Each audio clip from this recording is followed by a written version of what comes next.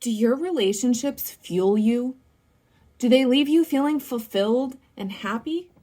Hi, I'm Ray, and I'm dedicated to learning how to live my best life.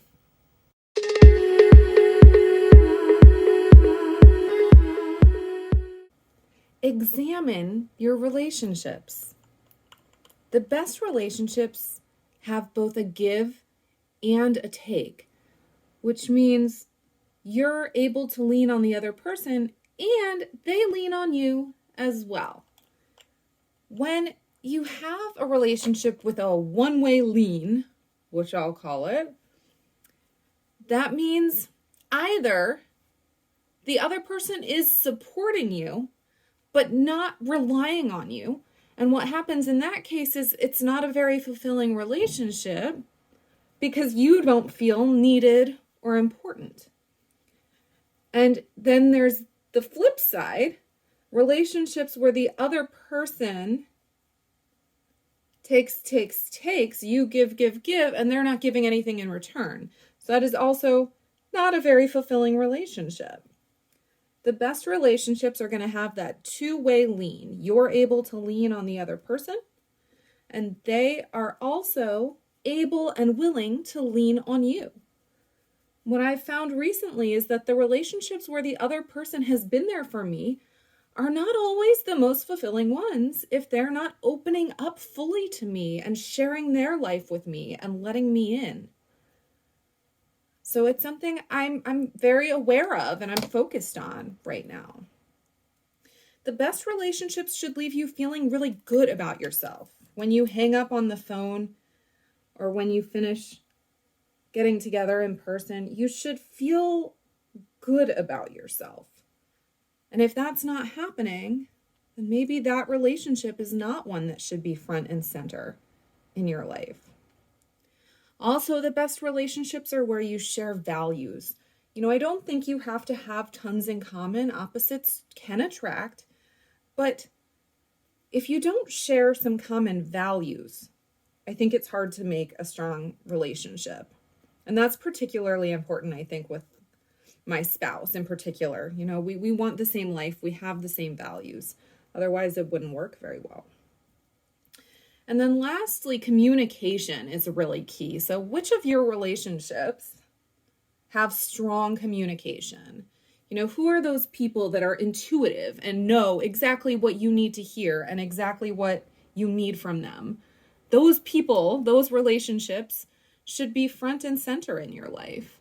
And the ones where communication is a chore, you need to decide. Are you going to improve that communication and fix that friendship, that relationship? Or is maybe that relationship not one that you need to be dedicating time and energy to?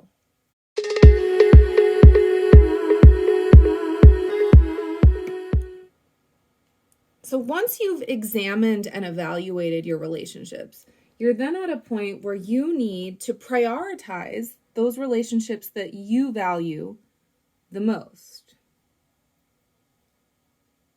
Right? So you need to make sure you're carving out time for those people that are giving you that two-way lean, those people that are making you feel valued and important and fulfilled. Carve time out for them. Put them in your schedule first before you put other commitments. Make sure, if that means you need to schedule with them time for a weekly phone call, then do that. Make sure that you are getting time with the people that you need time with to feel whole and to feel good. Also, really take note of when you don't feel valued or made to feel like a priority. If someone's not able to find time for you in the way that you need it, maybe you need to find what you need from someone else in that moment, right? So you do need someone who's making you a priority too. So prioritize your most important relationships. And as you evaluate your relationships, make sure that you feel you are being prioritized in your most important relationships as well.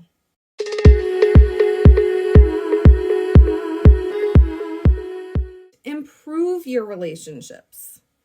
One of the best ways to improve your relationships is to open up. Don't be afraid to open up.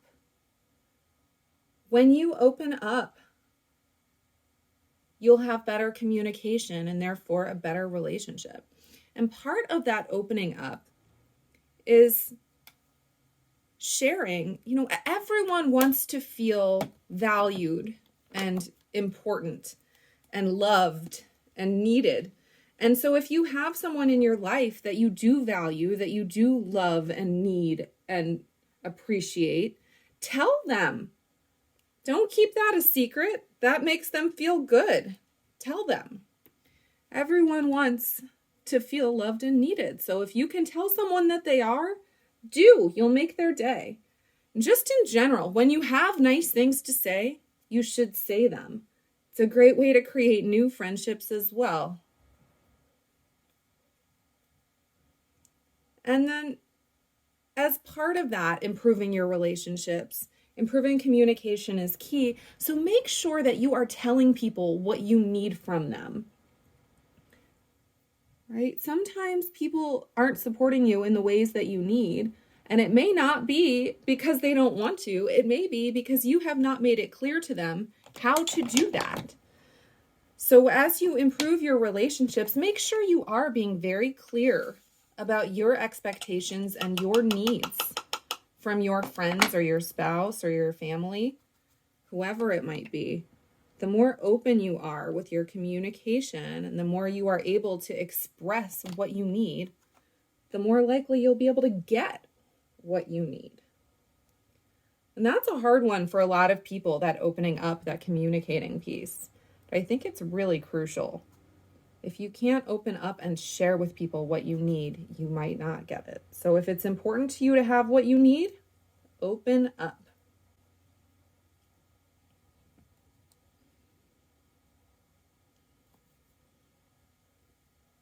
Is that something you struggle with? Opening up?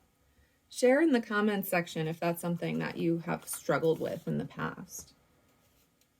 What I'm finding lately is that I am very able to open up, and I think I always have been. And what I'm realizing is that some of my relationships where the other person is not able to open up are just not fulfilling me in the same way anymore. I want to feel needed. I want to be able to help my friends and not just enjoy their company. That's what makes me feel whole and fuels me and makes me feel fulfilled and like my life is worthwhile. Right? So it's really important to me that my friends are able to lean on me for support. And not just my friends, but my clients, my students. Right? I love supporting and helping people. And so I need that to feel good about my life and what I'm putting out there.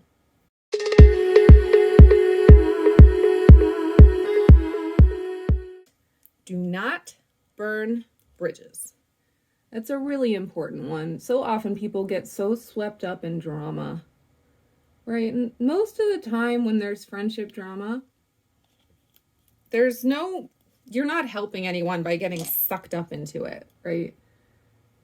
So it's better to distance yourself from that drama and just allow people to float in and out of your life. So if someone is causing drama in your life, it's time to let them float away a little bit. Again, not burning bridges, right? We don't want to judge people or get angry because it could be that it was a communication issue. They did not understand what being a friend meant to you, or what being a close friend or what being a family member meant to you. They don't have those same values, or they don't consider you the same type of friend that you consider them. And you know what? You can't judge or blame people for that. And what I'm finding is that there are cases where someone has been there for me in the past, and they're not there for me now in the way that I need. And maybe that's because I've grown as a person and they are in the same spot.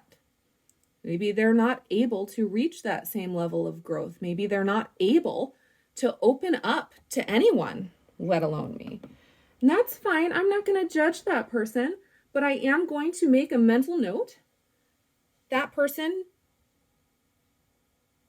does not give me everything that I need in my closest relationships. So I don't have to kick that person out of my life or cause drama. But what I can do is make sure that that's not the person I'm putting in my schedule first. I want to focus on the relationships with the people that can open up to me and that are trying and that value me.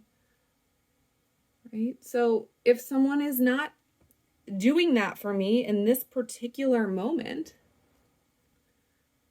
then I let them float out a little bit, right? So again, not closing a door in their face, just letting them float out. We can still socialize occasionally, right? But it's just not the same level of friendship. That's not who I'm going to call when something goes wrong, because we just don't have that level of bonding that I personally know that I need from my best and closest relationships. Right? And, I leave that door open. So when that person eventually, if that person eventually is able to lean on me, is able to open up to me, is able to support me in the ways that I need, they can come right on back in. Right? No door slamming. Let people float in and out. Because you change, life changes. It's not going to be the same people there for you now that were there for you a year ago. It's just not. People change. They grow. They learn.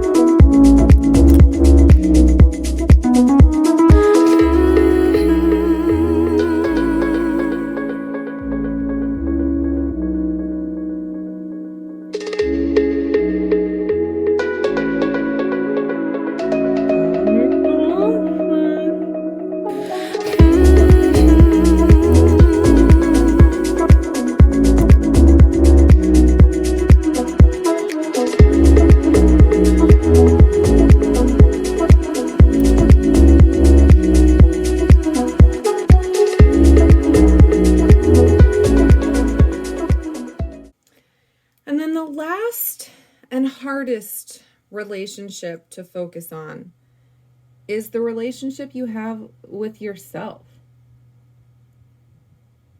Right? That relationship is the one that you can't get away from. So you need to prioritize it. You need to make sure that you're loving yourself and that you're communicating with yourself so that you're kind of checking in. What do you need? What makes you happy? You also need to make sure that you are loving yourself. All right? So nobody's perfect. And you need to accept that you're not perfect and forgive yourself for whatever you've done in the past that you're not proud of. So forgive yourself today for whatever it is you're mad at yourself today for. Let it go. Forgive yourself. Show yourself that same compassion you would show a friend who was struggling. Right? And just try and do better. That's all we can do, is try and do better. So if you let a ball drop, we all do that sometimes. It happens. It's fine. Try and do better tomorrow. Or try and do better now. Try and do better now. As RuPaul says at the end of every episode, if you can't love yourself, how the hell are you going to love somebody else? And it's true. You got to start with that relationship with yourself. All right. Well, thank you so much for joining me today and listening to my thoughts about relationships. Let me know in the comments section what you think is crucial to good relationships. We'll see you next time. You look gorgeous!